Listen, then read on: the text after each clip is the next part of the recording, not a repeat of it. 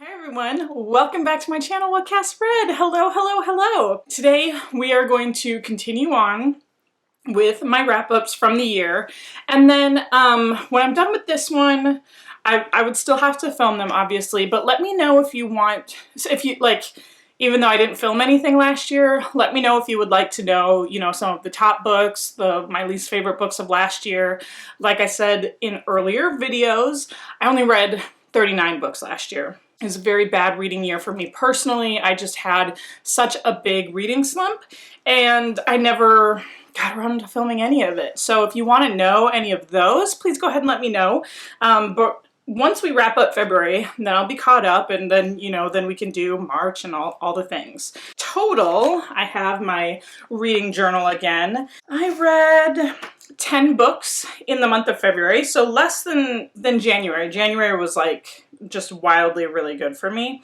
But this was still like a really good reading month for me. And there are a couple of like long-term TBR books on here, but aside from those long-term TBR books, a majority of the books that I read in February were independently published romance books, or I also tried to find a good chunk of books that were written by women of color. So you'll see two of my favorite authors that I mentioned in my romance book haul, if you watched that, in this video. So that is something that I definitely want to read more of them as the months continue. The very first book that I finished in the month of February, it's kind of cheating because I read a majority of it in January. But that would be The Serpent and the Wings of Night, written by Carissa Broadbent. I actually showcased this book in my very first video of 2023, which was my very first like fantasy book haul. And Carissa Broadbent is an author that I have recently discovered. She's really, really working out for me because I'm actually reading another one of her books currently as I'm filming this video. Carissa Broadbent, I will just go out and say this, that if you are someone who is looking to get into fantasy romance, yes, this book is super hyped right now because of TikTok, but it definitely deserves mention. It definitely deserves your attention. And if you are someone who likes the kinds of fantasy books that I like, and you want to like dip your toes a little bit into romantic fantasy, then give this one a shot. So this is in the world of Nyaxia. And we have a young girl. We meet her when she's very young. She ends up being like the sole survivor of this massacre. Her family, everybody in her town, they're massacred by a group of vampires. Now, these are vampires that are not the vampires that we typically follow. They're not Anne Rice vampires, they're not Twilight vampires, they're very powerful, magical creatures. And as we begin to explore more of this world, there's actually like different houses, different factions of vampires, and they all showcase different powers. So the humans in this world are very much like subclass, like they're not even a class of citizen, they're below, and they're basically there as sustenance and food for the vampires. But at the beginning of this story, this young girl, sole survivor of this massacre, she ends up being adopted by a very powerful vampire lord for the House of Night, which is the ruling house of this world. And so she gets brought up in his domain, in his castle. If you like found family, if you like adopted family where there's tension, this brings in a whole nother level of tension because she is a human being raised amongst vampires, amongst very powerful vampires. So because she is raised in his household and she's his adopted daughter, while other vampires may not look at her with the same respect, she still is afforded education, she still is afforded training.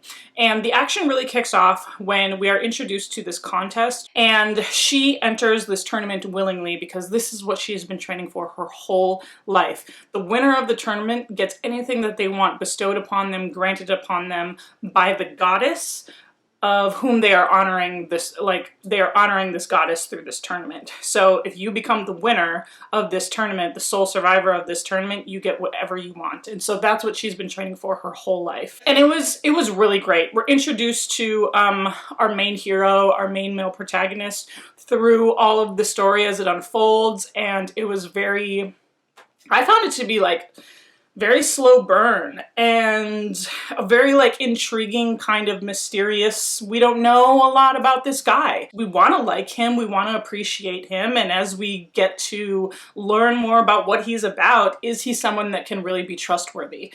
So I just really enjoyed. I had a good time with this one.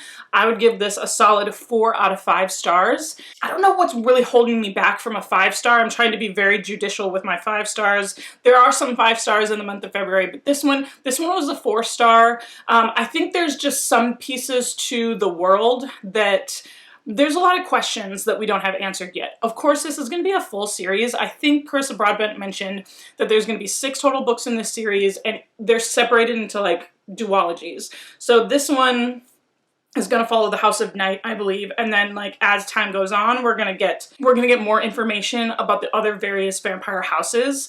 And their powers maybe. So there was something lacking in there just as far as explanation goes, but this was really great. So 4 out of 5 stars for Carissa Broadbent. Then I continued on with my contemporary romance binge because the 3rd book in this series was released, and I wanted to make sure I read it as soon as it was out. So I am talking about the Chestnut Springs series of books written by Elsie Silver. So the 2nd book here, this is Heartless. Oh my goodness, this is Heartless. 5 out of 5 stars. So Chestnut Springs is this town in like rural Canada, and so this family owns this ranch, and the 1st book follows one brother, and he is the famous brother. He is actually a very famous world champion bull rider, and this 2nd book follows his older brother on the farm and our female heroine from the 1st book, her best friend. So this is a nanny romance, single dad romance, age gap romance, so much fun. And there's just like a lot of struggle as like this main character, he sees his younger brother competing as a bull rider, which is a very dangerous profession. He's trying to do everything that he can to hold the family ranch together, and he has a little bit of resentment there because he can't just go out and win trophies and stuff like that. He needs to take care of business at home. And there are certain things that have just made him like very grumpy and semi-resentful of the life that other family members of his can lead. And so this was like Grump Sunshine. It was so good. I love the heroine in here too. She is the best friend of our character from book number 1. I struggle personally with contemporary romances because there's just a lot to like female friendships that are so complicated that sometimes I don't feel like authors can get right on the page. But the female friendship in here, it was done right. This is the kind of friend that I could definitely see happening. The female protagonist, her name is Willa, and so there's like a 10-year, 12-year age gap between Cade and Willa. Summer from the 1st book recommends her as the nanny for Cade for the summer because she's like, well, my friend's got nothing to do, and I know you're gonna pay her, but like she literally doesn't need the money, she just needs something to do. And so that's how these 2 characters end up coming in contact with one another. It was so good. In my romance book haul, I said that this book was sexy AF, and I will stand by that. This book, there are certain scenes in here, certain hot tub scenes that live rent-free in my mind.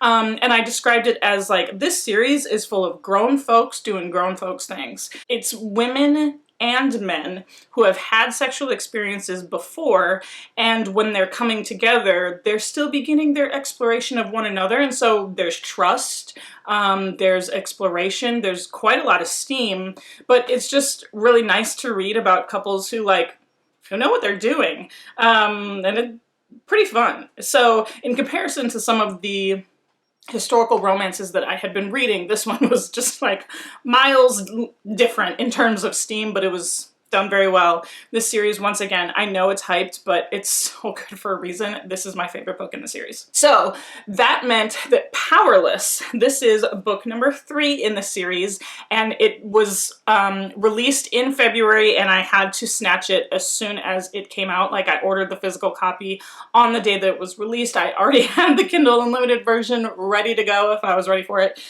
So this is book number 3 in Chestnut Springs, and we actually follow Jasper, who is the best friend friend of the Eaton family. So he was actually raised on the ranch among the Eaton brothers. Before he was adopted, informally adopted into the family, he had a very rough upbringing. It wasn't that he was abused, it's just that he suffered quite a bit as a younger man.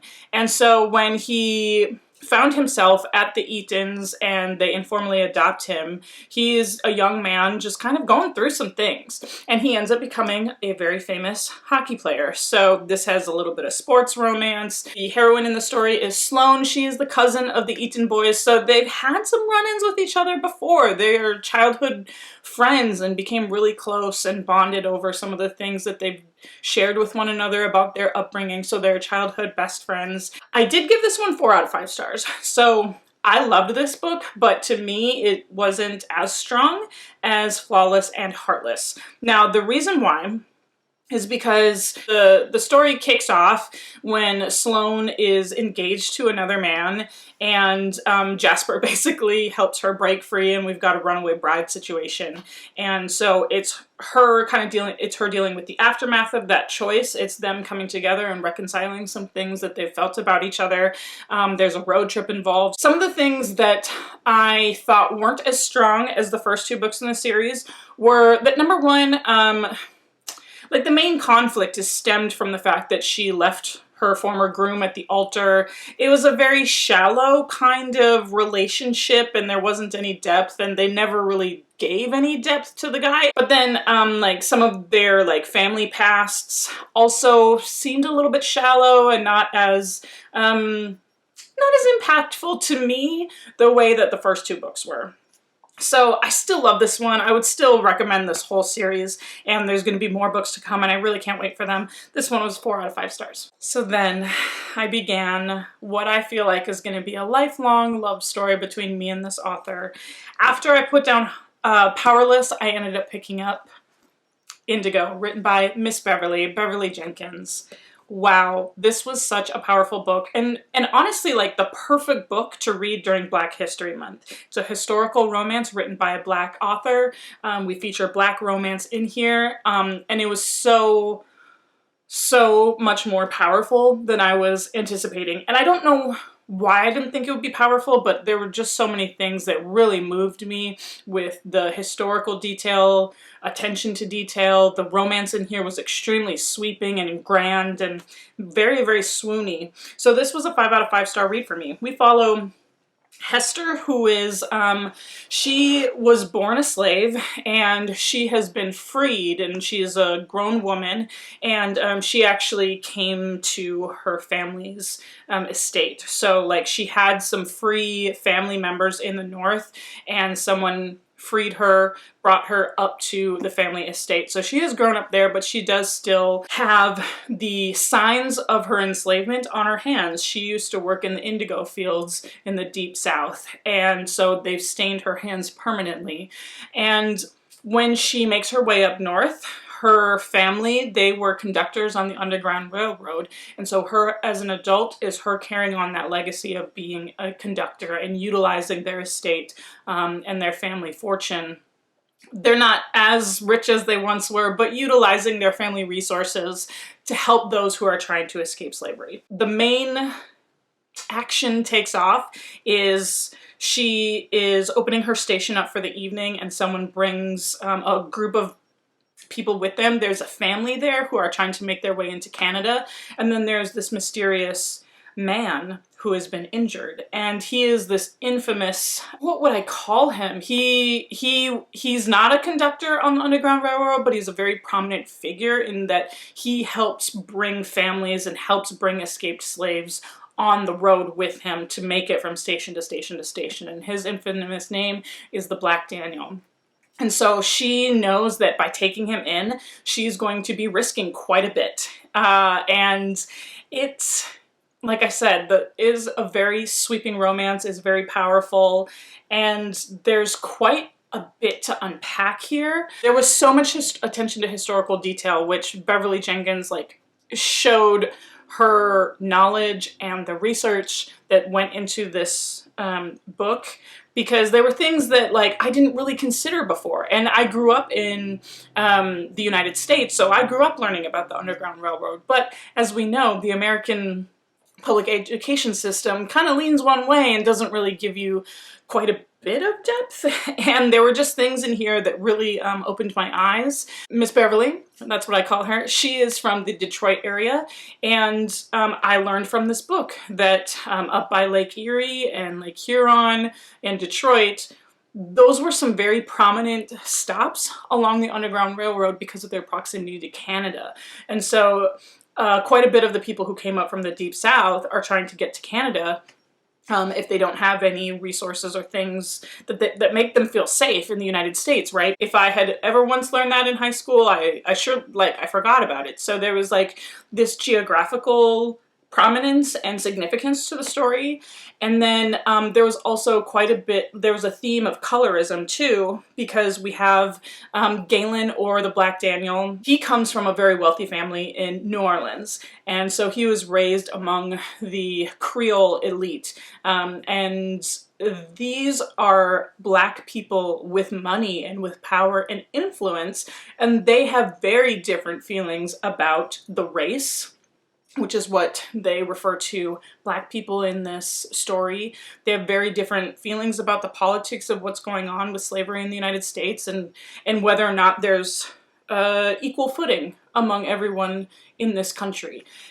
And it was so good. It was so good. I absolutely loved it. I could never, ever do this book justice, but I gave it 5 out of 5 stars. It's definitely going to be one of the favorite books that I read.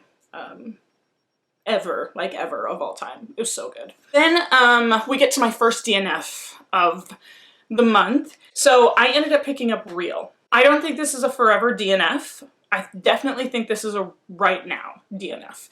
And Real follows 2 characters who are in New York City. Our male hero is a famous director, and he's trying to direct his latest film. And we meet up with our female heroine. I really don't remember their names.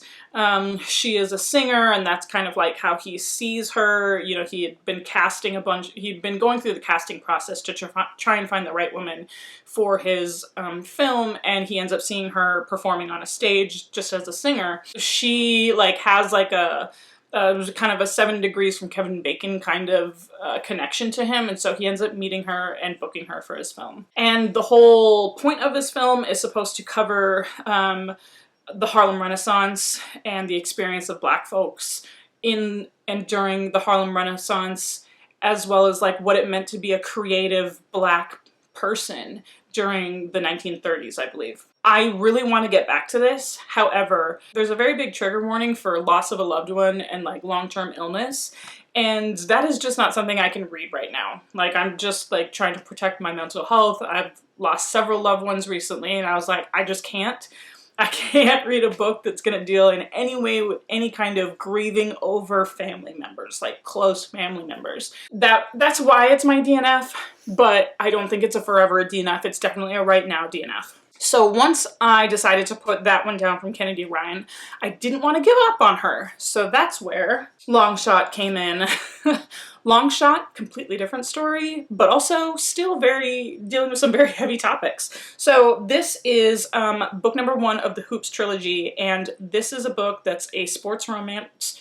We follow a basketball player who's about to kind of like break it big in the NBA. He's a #1 draft pick. We are at the NCAA, or just like the college level championships. And there's a very cute meet cute between August and Iris. That's her name. I'm having a hard time remembering all their names. Between August and Iris, there's a very interesting meet cute. They meet at a bar, they're watching highlights of the game, and they're talking basketball. And when he is like, wow, I think we're really vibing. I think I want to try and get her number. I want to try and see her again. That's when the bomb drops that she's like, I know who you are. I'm dating so-and-so, who happens to be like his biggest basketball rival, you know, biggest college rival, biggest basketball rival growing up, because getting to the top of their sport, they wound up going to various different basketball camps together when they were younger, and they just kind of grew up in the youth basketball scene and have always been kind of like butting heads. And that's when the bomb drops. So this book, you know, follows a lot to do with Iris and her family situation and her trust of men, and she's been dating this man for all of college, basically, and he's very well-to-do, and he's going to make it big in the NBA as well. He's got, you know, a chip on his shoulder because August and him keep going back and forth, and it seems like August keeps coming out more on top, even though he's got more money and more influence and all of the things. I can't get too, like, deep into this book, but man, the main story in here, we're really dealing with Iris and her relationship with domestic violence, the relationship that she saw growing up, the relationship that her cousin also held with her, and her relationship to domestic violence, her current life circumstances and the relationship to domestic violence. It's very brutal. It's very raw. Please read all of the trigger warnings for this book to make sure that you're in the right headspace for this. It's so powerful, it's so good, but it gets very raw and very quickly. And I was so impacted by this book. I gave it 5 out of 5 stars. I literally cried. It was too much. And one of the things that I just really loved about this, in addition to like the messaging about finding hope and finding your inner strength, I also love how Kennedy Ryan wove like Iris and her cousin's cultural upbringing into this, because they grew up, you know, in New Orleans, and there's a very, very powerful analogy about domestic violence and when Hurricane Katrina hit New Orleans. And Iris was saying, you know, she was there in New Orleans when the levees broke. She knew that not everybody made it out of there alive. She equates that to, you know, there were multiple warnings, there were multiple warning signs, and lots of people saying, we need to get you to safety, we need to get you to safety. But some people just stayed a little too long, and then it was too late. And she makes that analogy to domestic violence, that there's some people who just stay too long and it becomes too late for them. So I'm literally getting goosebumps talking about this. So if you are in the right headspace for this novel, give it a shot. It's so good. Kennedy Ryan shot her way to the top of my heart this year with that book alone. So I know that I want to get back to real when I can read about grief in an objective way, basically. Whoo, whoo, whoo. Okay, so after that book, I needed a moment. I needed a moment, and also the first law along was coming up. So for those of you who know, and for those who don't, I'm taking part in the Catch-Up Book Club once again, and we have decided to use the book club to catch up on all of the First Law World written by Joe Abercrombie. So we had our first live show in the month of March, so that was a couple weeks ago that we filmed it, and it's on Becca's channel from Becca and the Books. That meant that we were all reading The Blade Itself, which is book number 1 of the First Law trilogy. Again, written by Joe Abercrombie. This is, someone described it to me, this book is like, what was it? No plot, all vibes. Yes, that is so true. No plot, all vibes, but just like a nice setup book, a nice introductory world to characters, and I just happen to be like a fiend for character work, so that didn't bother me, and I gave this book 5 out of 5 stars. I listened to this as the audiobook version, and if you are planning on getting into Joe Abercrombie's books, I highly recommend the audiobook version, because I think if I didn't have the audiobook, I don't think I would have rated it as highly, and I say that in the live show too. I think I probably would have rated it 4 out of 5 stars, but the audiobook narration took this book to the next level for me, and it was 5 out of 5 stars with the addition of the performance of Stephen Pacey, who's the narrator.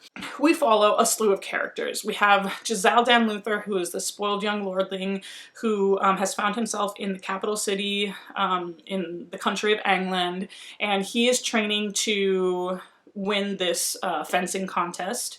We have Inquisitor Glocta, who used to be in a position of power, and he used to be looked favorably upon as this military hero, as this fencing protege, and he was captured during their last war. He was tortured, and now he is a disfigured person who's so severely disfigured that nobody wants anything to do with him.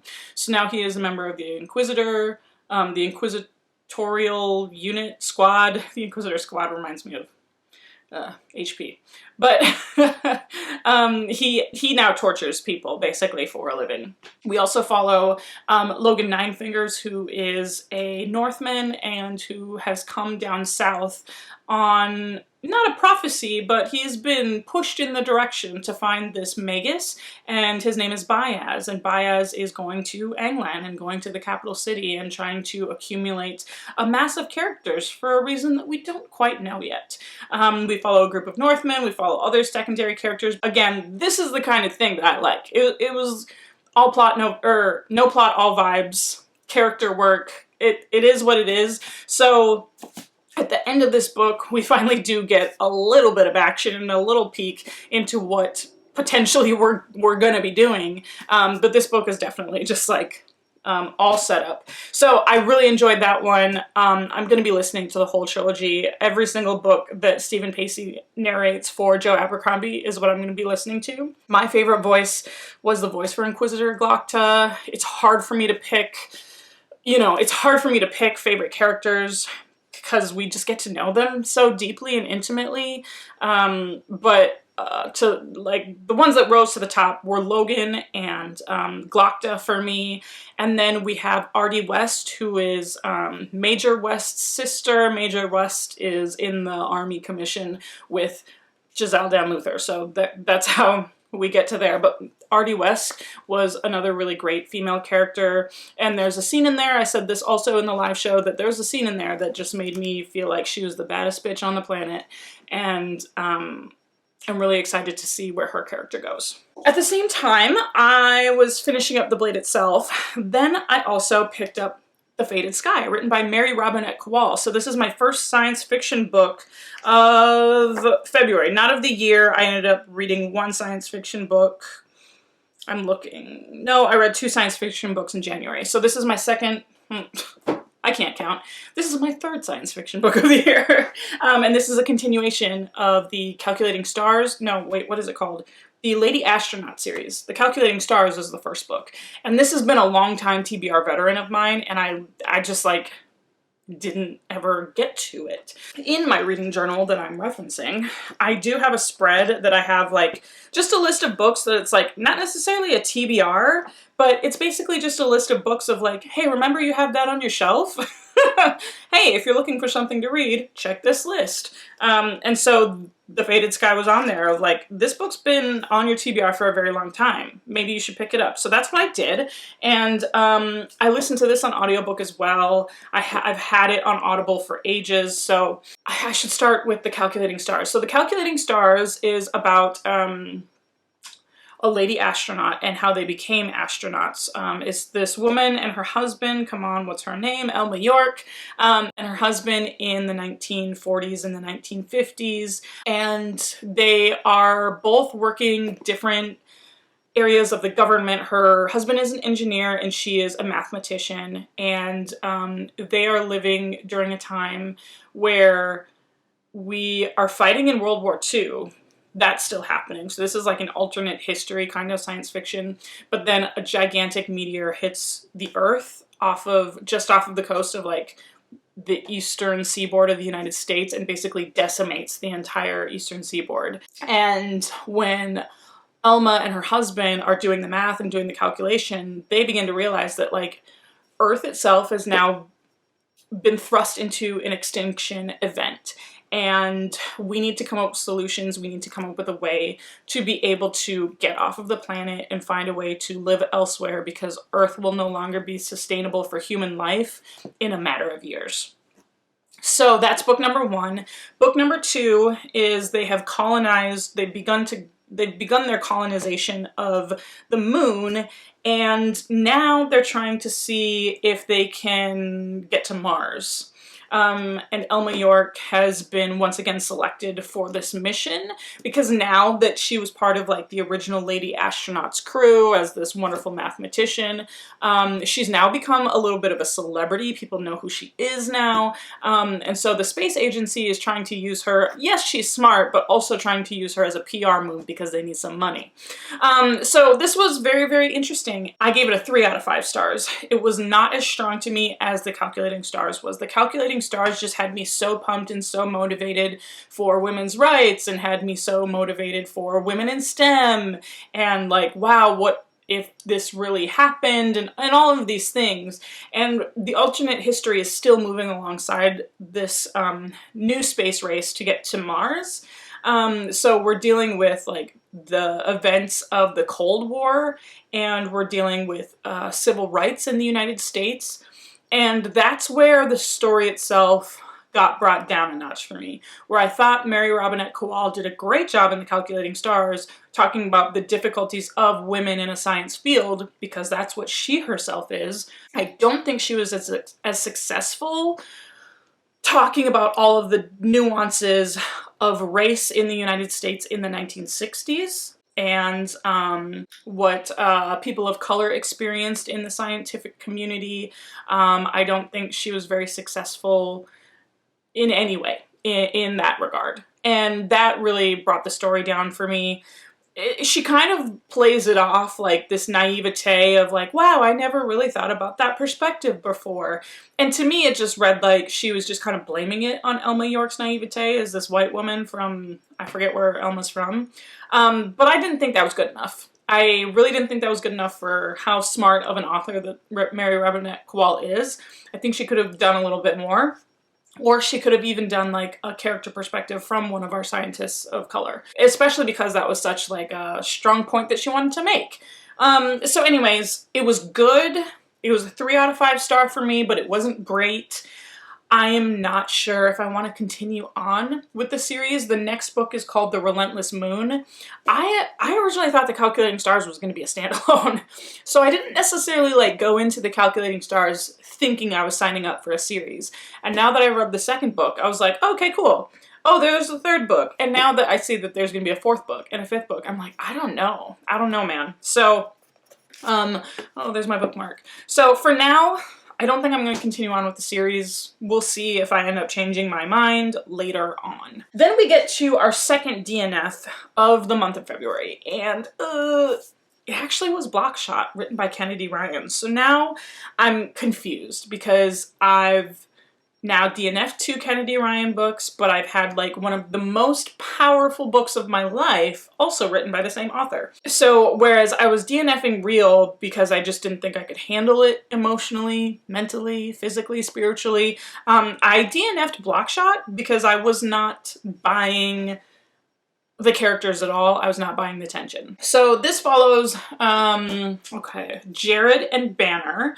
Jared is a character connected with August, I'll just say that, in multiple ways, but primarily Jared serves as an agent in the basketball world. He's a very well-known agent, and Banner is someone that he knew from college who was also trying to get into sports agency and sports marketing and the whole world, sports advertising, everything. So this is a second chance romance where we have an initial scene first with Jared and Banner when they're in college, and Jared realizes that here's this woman who's been in front of him all along, and he's really enjoyed her company, and he really thinks that they should give it a go. And he just, you know, realized she's so smart, she's always helped him out. He was dating this girl before, but now that he's single, now's his time to give it a shot with Banner. And something happens when they're in college that definitely drives a wedge between them, drives them apart. And so they've kind of floated around one another as adults because they are both sports agents, and it's not a very big world. It's a very small, closed circle community. And Jared has one too many interactions with Banner recently that now he's like beginning to have a resurgence of feelings that he had from when they were in college. And I wanted to love this so much because we've got a really great Mexican family in Banner Morales. She's a plus-size girl. She's got a fierce drive to her because she wants to work in sports agency, and you don't really do that as a woman either. So there was like extra hurdles that she had to come across. I just didn't find these two characters to be believable like on the page at all. And maybe this will be a book that I come back to, because I've seen people DNF this book before and then come back to it. Like there's cheating in here, there's lots of things that people just don't seem to enjoy, but then, you know, once they read the whole thing, then it kind of like all comes together. But I'm just not sure. I'm just not sure. Maybe if I'm bored one day and it's like there's this lone Kennedy Ryan book on your shelf that you still have to complete and finish, maybe that's what I'll do. But for now it's a DNF. So that's what I'll say. For now it's a DNF. Was really sad to do that. And I really wanted Kennedy Ryan to be like back-to-back hits. It just didn't work out for me with Longshot. And then my final book of the month of February was my Stephen King book of February. So this was Firestarter. I'm really not going in any particular order of Stephen King books that I pick up. I'm just trying to like consistently just like pick up his books, so that way I can just get more and more under my belt. I'm really trying to make my way to the Dark Tower series, but I seem to be taking the most roundabout way to get there. But, you know, I guess that's fine. Like, that's just kind of, I don't have any one particular goal with reading Stephen King other than I just want to continuously read from his backlog. So Firestarter, I actually ended up giving 3 out of 5 stars. Again, this was an instance of this book being like not bad, but not great. It was interesting. I liked the concept of it, but it wasn't like, there were moments where I was like, man, this is going on forever, despite how short it is. This follows Charlie and her father, Andy McGee. And Andy McGee and his wife ended up meeting in college when they were when they had experiments conducted upon them that gave them like extra abilities. And when they got married, they had Charlie and she was born with them.